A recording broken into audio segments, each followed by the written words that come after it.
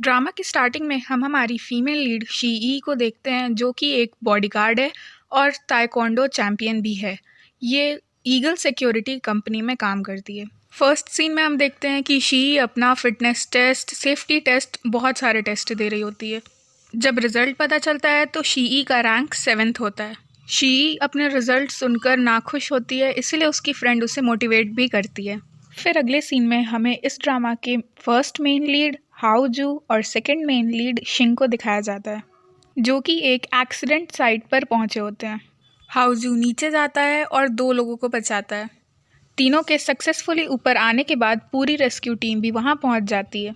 उनके हेड वहां आते ही हाओजू को डांटने लगते हैं, क्योंकि उसे कोई एक्सपीरियंस नहीं था। हाओजू कहता भी है कि उस समय एक्सीडेंट साइट के सबसे पास वो था, इसीलिए उसने हेल्प की। हेड तो कुछ सुन ही नहीं रहा था। वो लेडी जिसका एक्सीडेंट हुआ था, एम्बुलेंस में जाने से पहले हाउजू को थैंक्स कह के जाती है। ये सुन के हेड का भी दिमाग परिवर्तन हो जाता है। वो भी फिर हाउजू को शाबाशी देता है। अगले सीन में हम देखते हैं कि शी अपने बॉयफ्रेंड को उसका बर्थडे गिफ्ट देती है। वैसे इसका नाम डापेंग है। ये फिर कहना शुरू करता है कि 3 साल से वो दोनों साथ हैं। अब वो 34 ईयर्स का हो गया है, तो अब उन दोनों को शादी कर लेनी चाहिए। शी भी मान जाती है। तभी शी को किसी का कॉल आता है। कॉल पर आदमी कहता है कि तुम्हारे फादर ड्रंक हैं, उन्हें आकर ले जाओ। शी डूफैंग को अकेला छोड़कर वहाँ से चली जाती है। अगले सीन में हम देखते हैं कि शी अपने फादर के साथ उनके घर पहुँचती है। उसके फादर उसे बताते हैं कि उसे 12,000 युआन का पेनल्टी लग गया है, यानी 1,20,000 रुपीज़। शी बोलती है कि मैंने अभी तक बाकी कर्ज नहीं चुकाए और आप और बढ़ा रहे हैं कर्ज। प्लीज़ मेरे लिए ट्रबल मत बढ़ाइए। अगला सीन ईगल सिक्योरिटी कंपनी का होता है। हर कोई ट्रेनिंग कर रहा होता है। शी को छोड़कर वहाँ पर जितने भी लोग होते हैं उन सबको कुछ ना कुछ मिशन मिल जाते हैं। आखिरकार शी को कोई मिशन मिलने वाला होता है, जिसके लिए वो बहुत खुश होती है।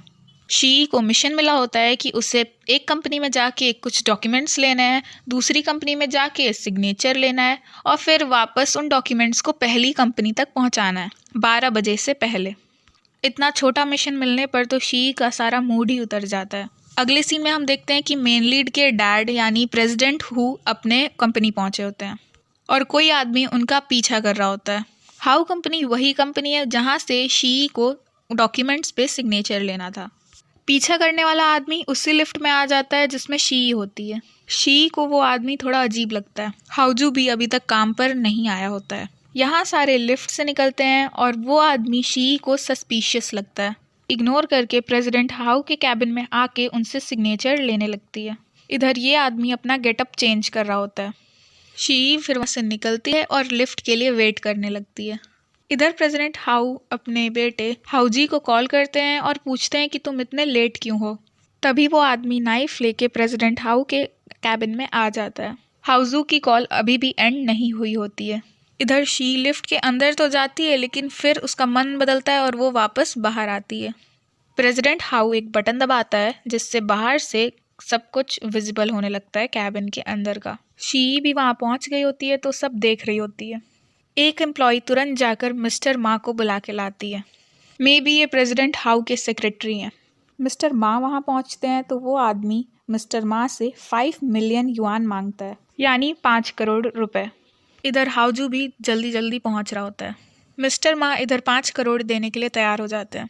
शी फिर अपना आइडेंटिटी कार्ड मिस्टर मा को दिखाती है और इशारों में अपना प्लान उन्हें समझाती है। फिर वो अपना गेटअप एक असिस्टेंट की तरह चेंज करने लगती है। मिस्टर मा फिर प्लान के हिसाब से कहते हैं उस आदमी से कि प्रेसिडेंट हाउ का ब्लड प्रेशर बहुत ज़्यादा है। अगर प्रेसिडेंट हाउ थोड़ा सा भी इमोशनल होंगे तो उनकी लाइफ डेंजर में आ जाएगी। तो क्या हम उन्हें 1 कप पानी दे सकते हैं? प्रेसिडेंट हाउ भी नाटक शुरू कर देता है कि मुझे पानी पीना है। शी पानी लेके अंदर जाने ही वाली होती है, तभी हाउजू वहाँ पे आता है। अंदर जाने ही वाला होता है, लेकिन शी अपने स्किल से उसको पटक के रख देती है। शी अंदर जाके प्रेसिडेंट हाउ को पानी देती है। फिर प्रेसिडेंट हाउ मेडिसिन मांगता है। मेडिसिन के बहाने से शी उनके पास जाती है और फिर अपने स्किल से प्रेसिडेंट हाउ को बचा लेती है। फिर सारे लोग अंदर आ जाते हैं और पुलिस भी वहाँ आ जाती है और उस आदमी को पकड़ के ले जाती है। फिर शी मस्त अपना गेटअप वेटअप चेंज करती है और बिना कोई क्रेडिट लिए वहाँ से चली जाए। शी फिर कार में देखती है कि टाइम 12:01 हो रहा है। शी को तो मिशन मिला था कि उसे साइंड डॉक्यूमेंट पहले कंपनी 12 बजे से पहले पहुँचाना है। इधर हॉस्पिटल में प्रेसिडेंट हाउजी को डांट रहे होते हैं। कहते हैं कि तुम तो टाइम से काम पे आते नहीं हो। मिस्टर माँ कितना अच्छा है, फैमिली बिजनेस है तो मेरे बाद कंपनी तुम्हें ही मिलेगी, तुम हो कि रिस्पॉन्सिबल ही नहीं हो।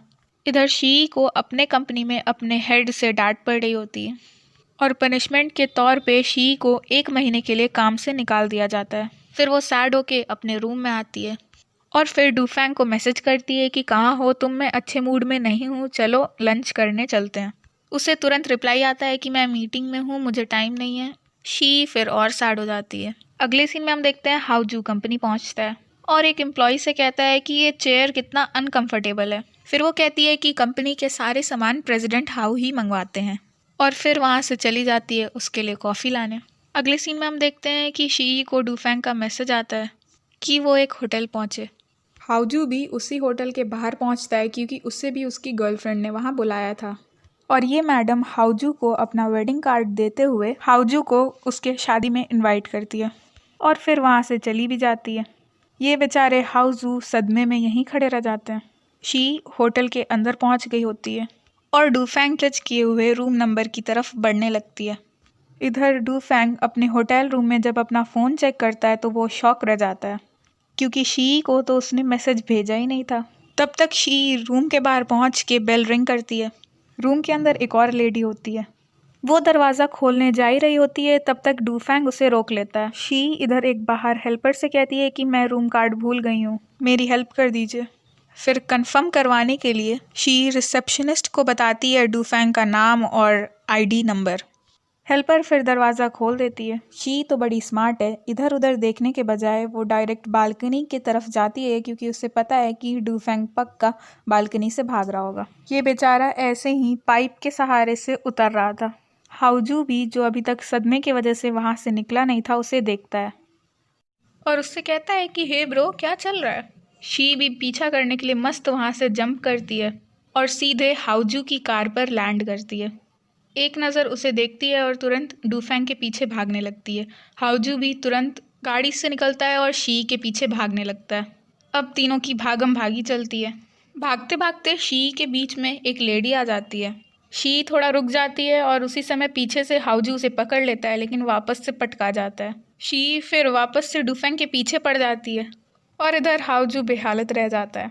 डूफैंग भागते भागते आके पत्तों के बीच में छुप जाता है। शी भी आके समझ जाती है कि वो वहाँ होगा और उसके पास चली जाती है। डूफैंग चिल्लाता है कि मैंने तुम्हें चीट नहीं किया, तुम गलत समझ रही हो। हाउजू भी वहाँ पे अपनी कमर पकड़ के आता है और फिर रिकॉर्डिंग स्टार्ट कर देता है। फिर दोनों बाहर आते हैं। डूफैंग फिर से कहता है कि मैंने तुम्हें चीट नहीं किया। उन्हें देखकर हाउजू पतली गली से निकलने ही वाला होता है, तब तक शी उसे रोकती है और यहीं पे ये पार्ट